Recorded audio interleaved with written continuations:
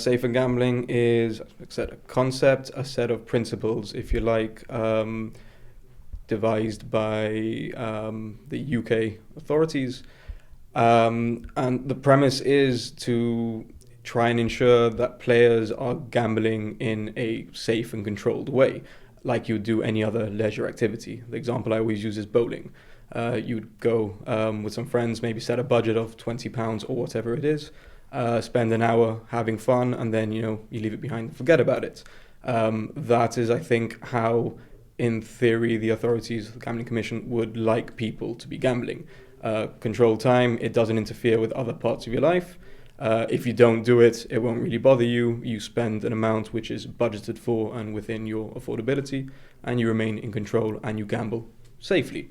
And with a safer gambling week, what are the pitfalls or problems that people may encounter? For an individual to see their own peril is probably quite difficult. I think from the operator point of view, what they're being encouraged to do is to monitor the length of time people are online gambling for, the frequency with which they go online, how often, and how much they're spending. When you're exceeding certain parameters, and certainly when what has been your pattern starts changing, that's when operators should be, I suppose, raising the alarm, maybe interacting with the player to ensure that they are in control.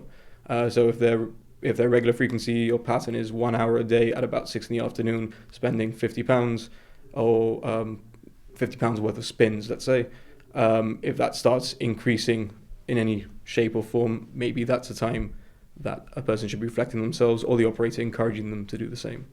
And with a Safer Gambling Week, the aim is to have conversations with customers, staff, and the wider public. Do you know if this is happening?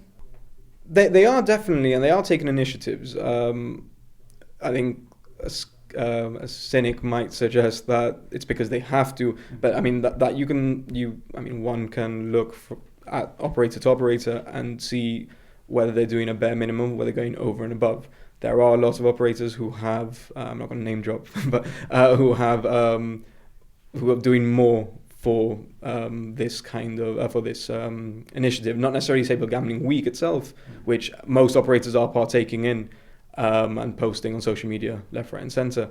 But I think the wider initiative, a lot of operators are offering services, directing people to organizations which can help, even offering for free questionnaires, surveys, which are aimed at returning a score and advising you whether you may be at risk of problem gambling, whether you're completely in control, and whether you should potentially reflect on your own behavior, or even go visit an organization and see if you have any issues you need to address.